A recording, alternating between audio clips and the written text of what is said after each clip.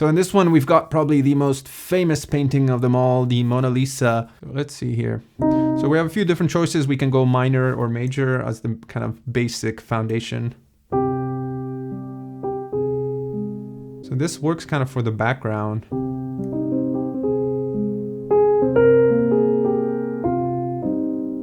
But for the foreground, it doesn't really work because she seems to be like smiling very slightly.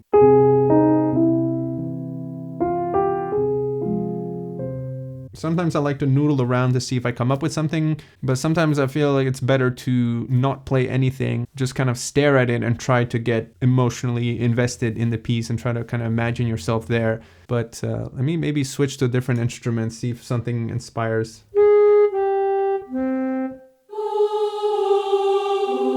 So the choir might be a bit of an obvious choice because it kind of instantly teleports you to a past era.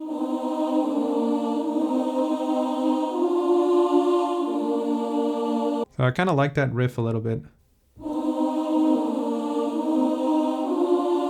I'm just gonna kind of throw things at the canvas, so to speak.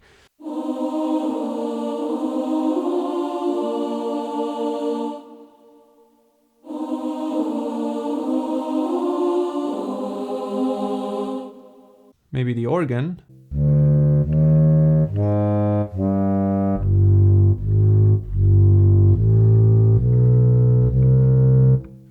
So I'm just gonna set that first part to loop, and then we're gonna kind of improvise with the organ while looking at the painting.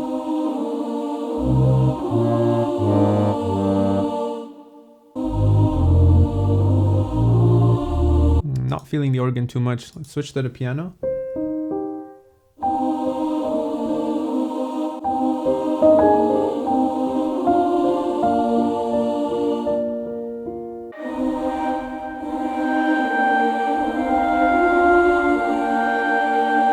Alright, so maybe I'm feeling this thing with the harmonics of the cello. The note G seems to kind of ring out here. So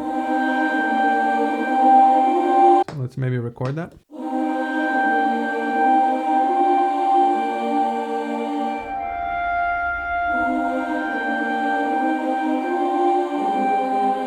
Okay, so that could be one part. Let's see what other sort of melodies we can conjure here. Cleanse our palette.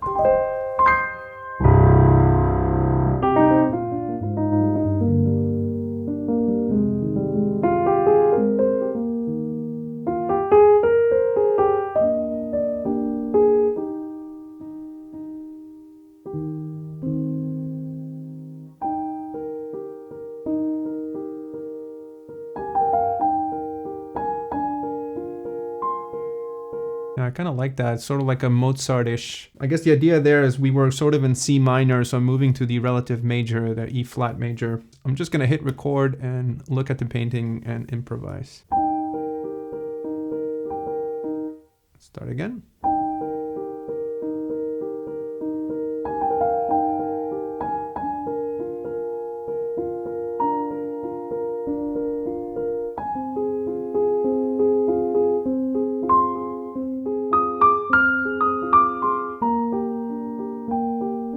Yeah, I like that. Let's start again. Nope.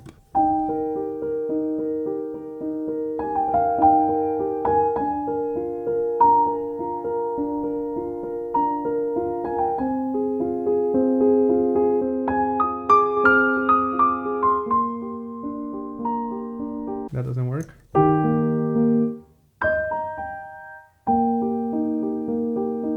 I'm gonna stare into her eyes and try to really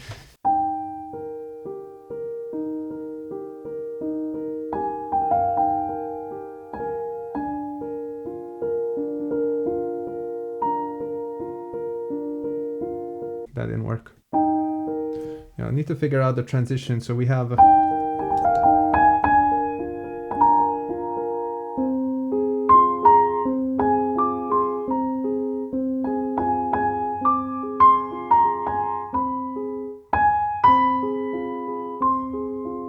let's try again.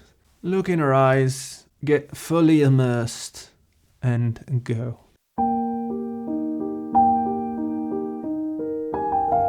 Actually, I like starting here better. All right, here we go.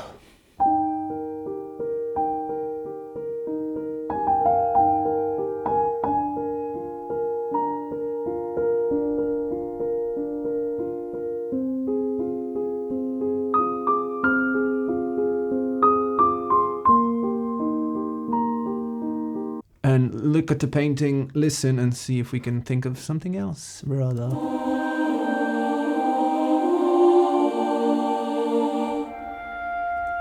So this intro is kind of dark, so if you focus more on the kind of valley in the background, the right side and the left side, that kind of dark, it's almost like there's a storm brewing there.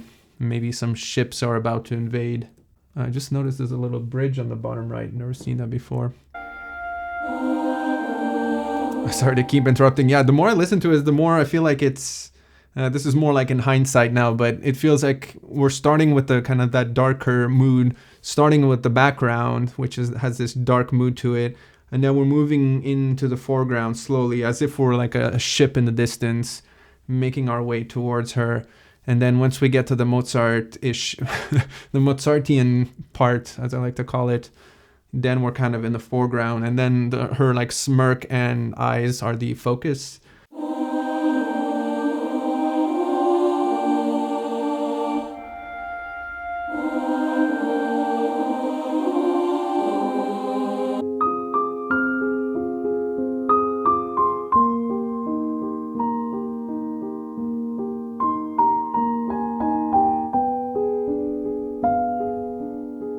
I'm not crazy about that. I like the beginning, definitely. I mean, it sounds nice on its own, but there's something about it that doesn't quite sit right. Let's listen again, starting a little later.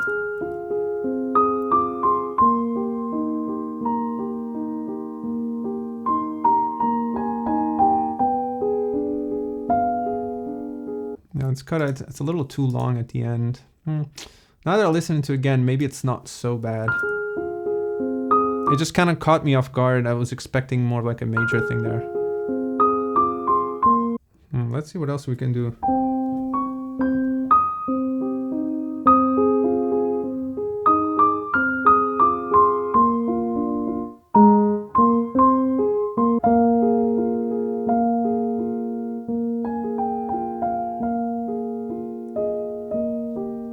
Yeah, I think that's what I want.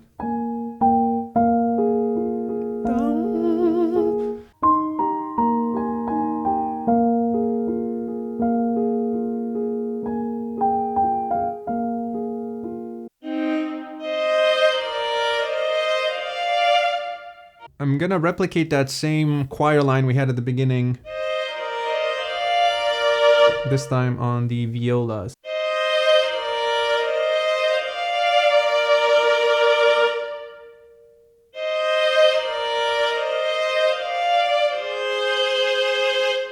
Let's go to the harmonics of the cello and see if we can come up with something completely different. I'm not sure this will turn into a coherent piece of music, but I'm not going to think about that too much because I want to restrain myself at the beginning.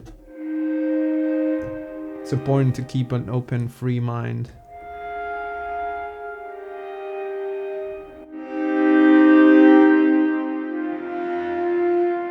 All right, so again, I'm just going to try to remove all the constraints out of my body. All right, Mona Lisa, speak to me.